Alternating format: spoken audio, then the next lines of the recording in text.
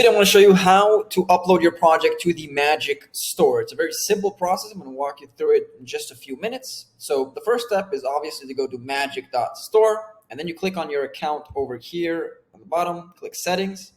And I've showed you in the previous video on how to create a developer profile. So you can check that out. Very simple. Just add your company's information, email, etc. And you can click on submit a new project. Now you can add multiple projects under one developer account. So let's continue. I'm gonna start. I've just filled in everything so it can be much quicker as a video. But first step is checking our terms of service. If you agree, simply click agree here at the bottom. And then you fill in your application name. You add your application logo. You add your website, your short description and long description. Make sure to make the long description something compelling because the users will view it on your application page. Category, you have a section of different categories you can choose from. Subcategory, whether it's business to consumer or business to business. The next step is to add token or NFT information. If you don't have a token, simply skip this step. If you have a token, you click add token, and then you add the token name, token symbol, CoinMarketCap link, CoinGecko link. You can see that the CoinMarketCap link is not a must, but the CoinGecko is. What chain is the token on? The smart contract address, the GitHub or GitLab, any other repository you want to add, and an audit report. Now, the audit report is not a must, but obviously it helps with the trust score, which we have a separate video talking about the trust score on the Magic Store. Now, here's something important. You can add multiple audit reports if you want. So just click add. You don't have to, but you can. And you can also add extra chains or more tokens if you have them. So that's in regards to that. Once you finish, and again, if you don't have a token, just click next step.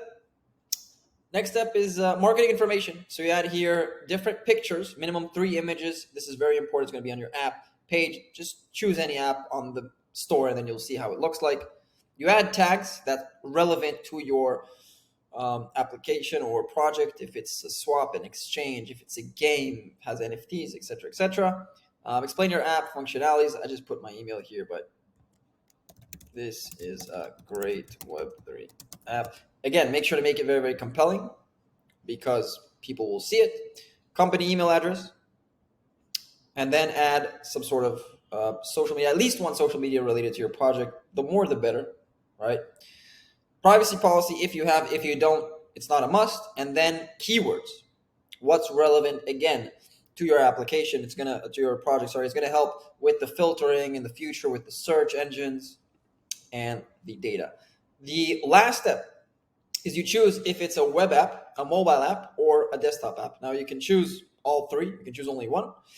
But if it's accessible via iframe, yes or no, you can learn more about it here and how to do iframe embedding. Very, very simple. Just copy this code and add it. We have a different video talking about the Magic Spaces and how it looks like. You can click on Magic Spaces here and see for yourself.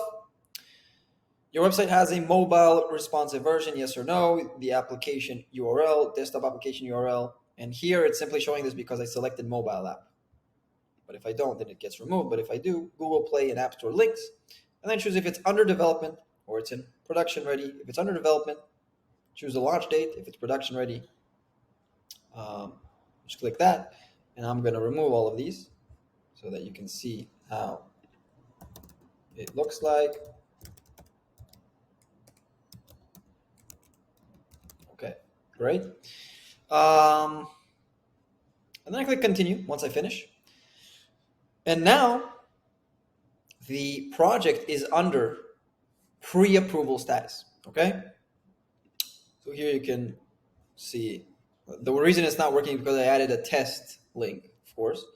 But now the next step, and I'm going to make it more comprehensive in a separate video. But if I go to my projects, I can see the project that I've added. I can see the status if it's in pre-approved, and I can edit the app. I can check the app info, and I can open it. Now I'm going to do a separate videos on how to edit your application and put different info